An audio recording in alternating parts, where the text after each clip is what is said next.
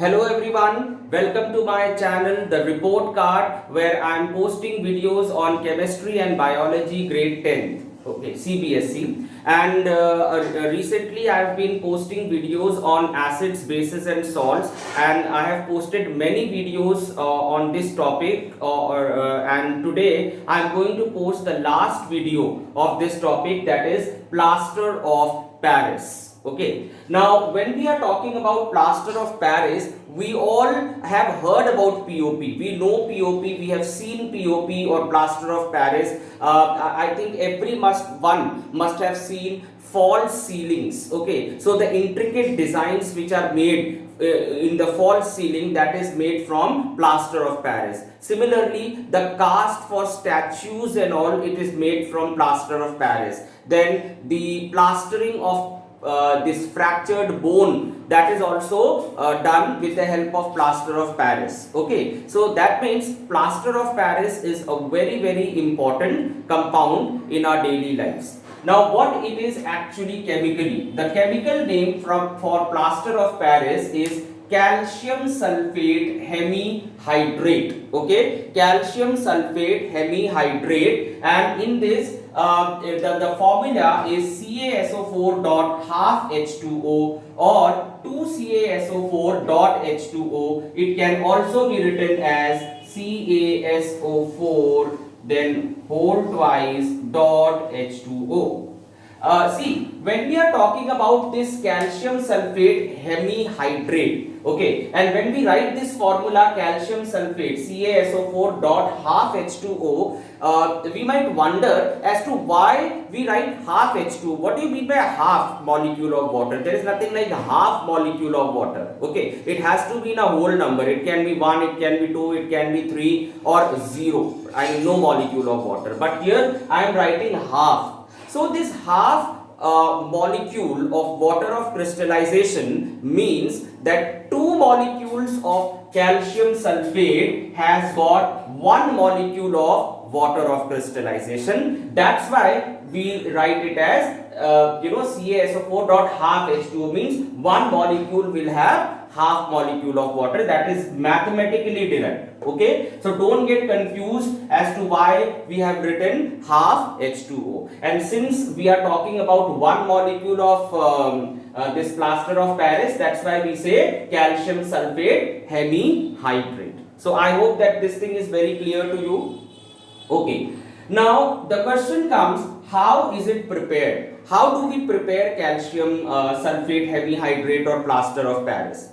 The raw material for the preparation of plaster of Paris is gypsum. Okay, now gypsum is basically found in Italy, and Egyptians knew about this gypsum 5,000 years ago, and they used to make a plaster of Paris out of it, and then this gypsum was used extensively to make plaster of Paris in earlier times also. And since this gypsum as a raw material was taken from Italy and Paris and the areas around it, that's why we call it as plaster of Paris. Okay, that name comes from here. So basically we heat gypsum. Now this is the formula for gypsum, CaSO4 dot 2H2O. Okay, so that means calcium sulfate dihydrate. Calcium sulfate dihydrate is known as gypsum. Now when we heat gypsum at 373 Kelvin, so what do you mean by 373 Kelvin? It means 100 degree Celsius. Okay, so when we are representing it in Celsius, it would be 100 degree Celsius. So when we heat gypsum at 100 degree Celsius or 373 Kelvin, then it loses water of crystallization, and the 2 molecules of calcium sulfate, it combines together with 1 molecule of water of crystallization, and plaster of Paris is formed. Okay, now what we need to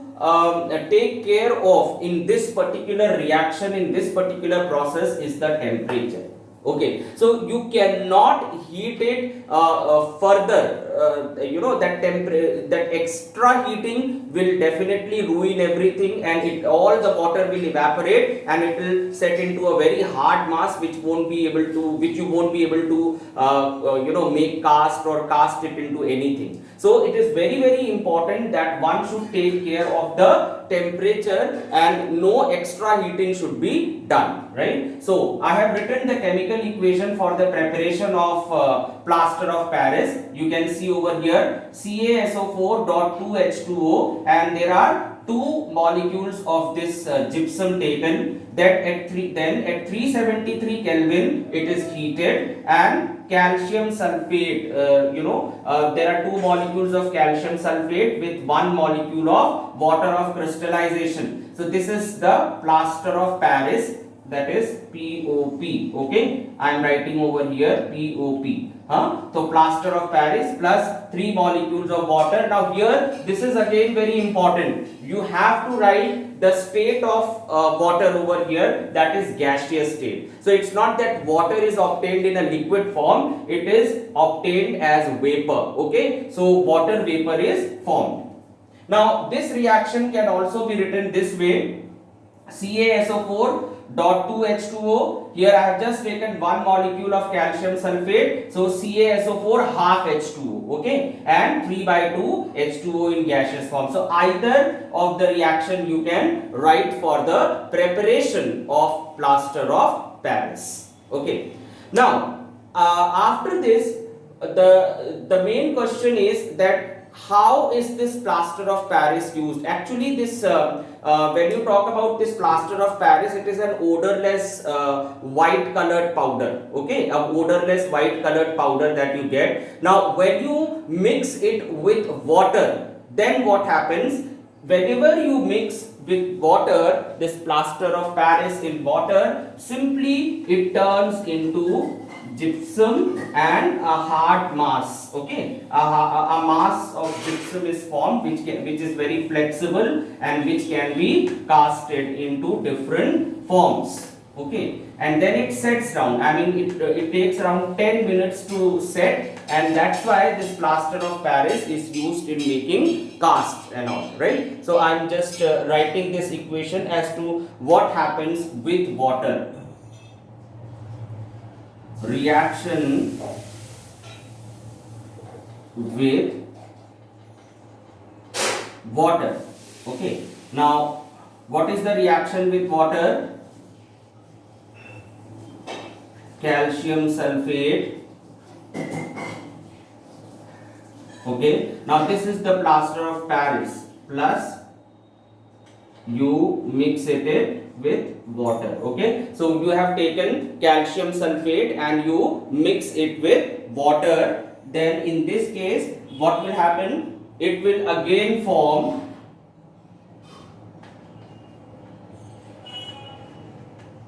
calcium sulfate.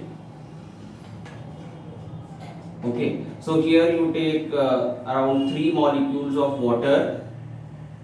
I'm just writing it once again just to balance the reaction. Okay, so calcium sulfate, this is basically plaster of Paris. Okay, this is plaster of Paris, and you have mixed it with water and you get this gypsum, that is gypsum or the hard mass of gypsum. Okay, right, gypsum, and this is a hard mass, a plastic like mass, which basically can be used for making cast and all, right? So so you can write down, I am just speaking it out, you can even note it down, everyone. So when we mix water to plaster of Paris, 50% by mass, always remember it should be 50% by mass. I am just moving aside so that everyone can see the board. Okay, so you mix water to plaster of Paris 50% by mass, it forms a plastic mass. okay, this it forms a plastic mass which evolves heat, okay, which evolves heat. So it forms a plastic mass which evolves heat and quickly set into a hard mass, okay, and quickly set into a hard mass. This is known as setting process. So I have been dictating it very slowly so that you can write it down. Okay, right. So this is how the this thing plaster of Paris, it reacts with water. Okay.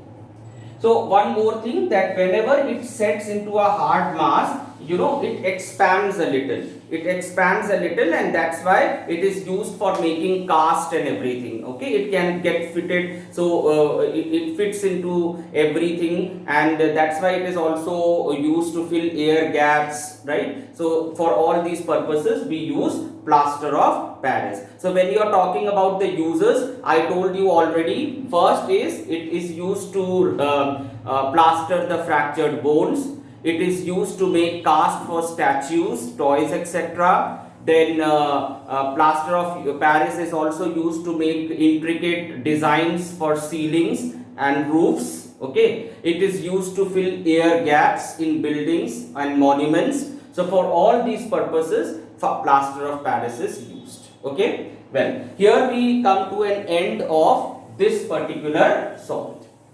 Now I just want to just tell you about a process called as deliquescence and hydrated salt, which I have already told you when I was talking about washing soda. I told you about hydrated salts. Okay, any salt which has water of crystallization, like for example, this is also a hydrated salt. Okay, and when we heat hydrated salt, it loses water of crystallization and it becomes anhydrous salt.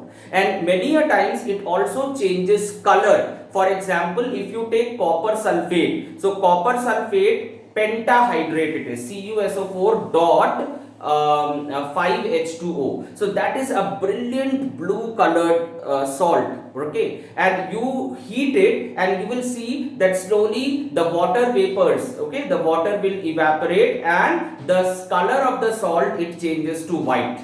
Okay, now this shows that hydrated copper sulfate has changed into anhydrous copper sulfate, right? So this is something very important. And what is deliquescence? Deliquescence, I would just write it down also. I hope everyone has noted it down.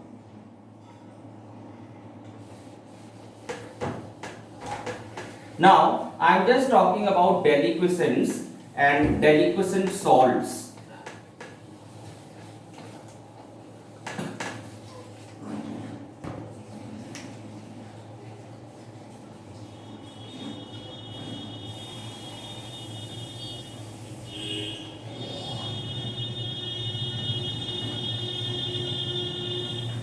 Okay, deliquescence or deliquescent salts.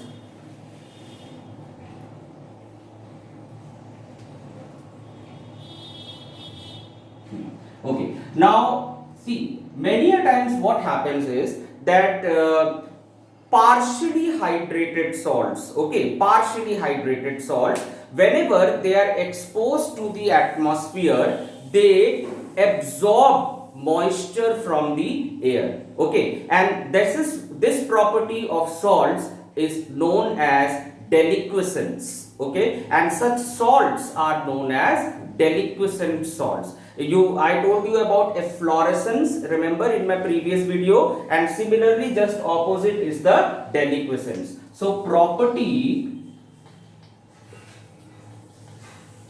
by which partially hydrated salts absorbs moisture when exposed to air. Okay, so absorbs moisture from where? It absorbs moisture from air, right? So that is called as deliquescence, and such salts are known as deliquescent salts. Okay, so if I ask you for magnesium chloride, it is again a deliquescent salt. Okay, you remember, you can do this thing, like for example, you have seen that during rainy season, the common salt which we use in kitchen, it becomes soggy, right? It absorbs moisture from the air. So why does it absorb moisture from the air? It absorbs moisture because of the traces of magnesium chloride which is present in it. It does not absorb, sodium chloride doesn't absorb water as such or moisture as such. It is because of the magnesium chloride which is present in traces in sodium chloride. Okay, that's why it act like a deliquescent salt. Okay, so there are still other deliquescent salts. You can just find out the names of deliquescent salt. That let that be a little bit of research work for you people. Okay, so I have told you what is deliquescence, right? So here I come to an end of the chapter acids, bases and salts. Now in my next video, I would be discussing some important questions of this chapter which may come in your board examination, and those who are watching my videos, I would like them to please in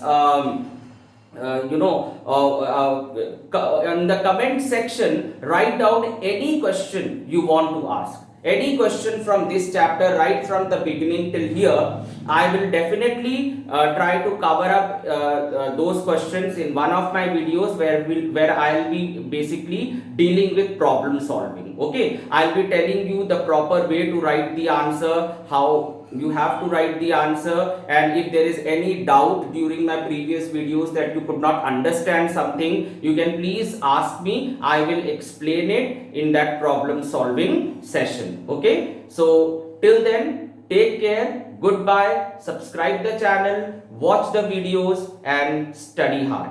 Thank you.